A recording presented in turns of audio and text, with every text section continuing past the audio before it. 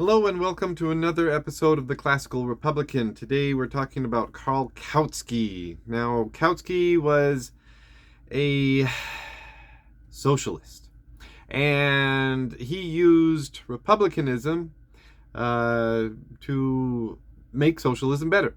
Now, socialism, can be argued comes from, and communism comes from liberalism, which was born out of the Enlightenment, and liberalism comes out of classical republicanism. So there's a relationship here.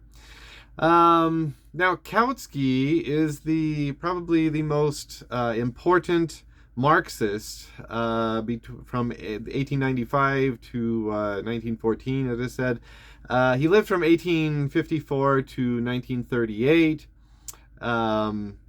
So after the death of Friedrich Engels and the rise of Lenin, he was kind of the man to see if you wanted to talk about Marxism. So he was original. Well, he was by ethnicity a Czech, and Jewish. He went, but he spent most of his time in Germany, most of his life and most of his career. And he was a member of the SPD in Germany. He was a writer, and he was people call him a philosopher. Later on, he joined the Social Democratic Party. But during his time in Germany, he was close friends with a socialist legislator, August Bebel, and so he was kind of the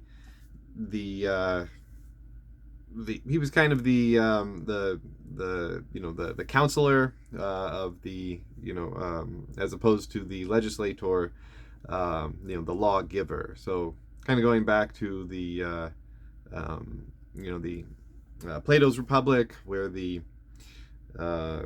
the person who advises the ruler is someone who needs to be a philosopher.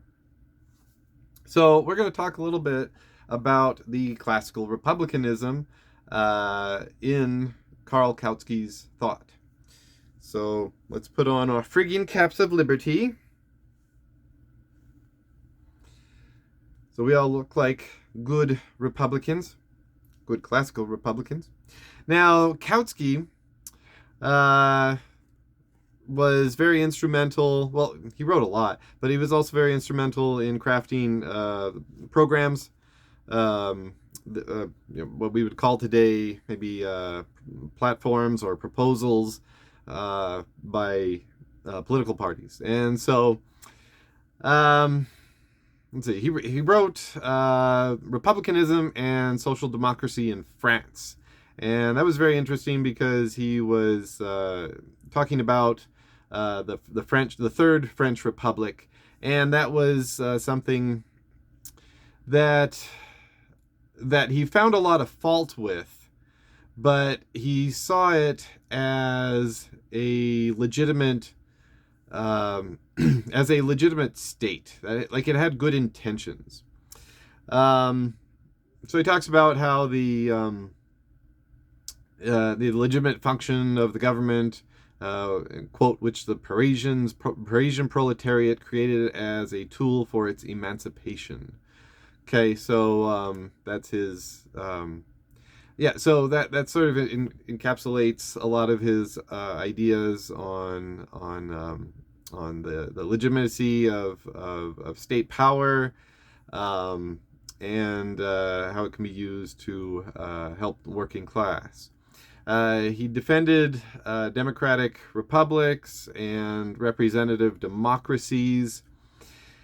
In Social Revolution, Volume 2, Part 1, he talks about how education is essential for destroying class distinction. So, it's a great equalizer. So that's very classically Republican. Thaddeus Stevens would agree with him, too.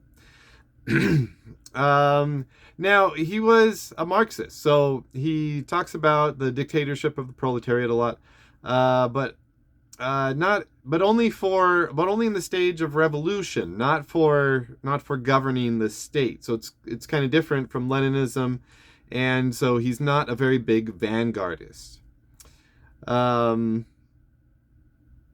and when he was, talking about nationalizing the means of production, his idea was to provide compensation for confiscating the means of production. So that's very different.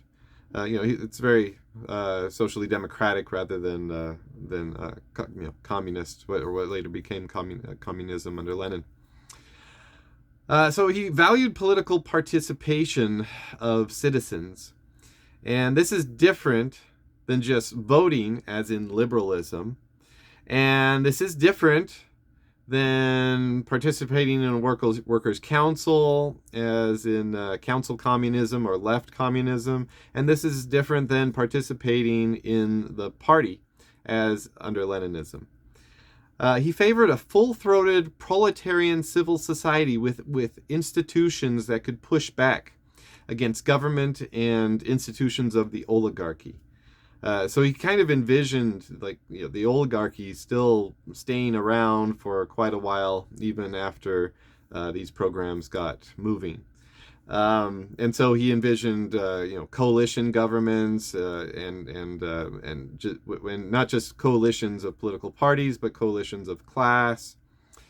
In the Erfurt program, this was a program which was the successor to the Gotha program, which, if you're into Marxism, is really important to read for context and background on Marx's critique of the Gotha program. So so this came about in 1891, and there's actually some very Republican notions in there. Citizen militias, okay, rather than a standing army, and then right after that, it talks about free medical care. So once you have citizen militias and the citizens is your national defense, then medical care is a national defense issue. And then he also talks about the prohibition of night work where possible. It says not everywhere, but when it's possible, to not have people working at night. And it doesn't really explain why that's a thing, but I if you're a classical Republican, you believe in political participation of the citizens, and therefore if you're working at night, you have to sleep during the day, and you cannot attend public meetings and participate in your community. So if you're interested in Kautsky, he kind of lives on today. There's, he was a famous social democrat, but he's actually very popular among some Democratic Socialists of America. There's a caucus called the Marxist Unity Caucus, and they consider themselves Kautskyites. Trying to follow his teachings on his teachings of Marxism. So I thought that was really interesting that republicanism can live on in its descendants. So until next time, long live the Republic.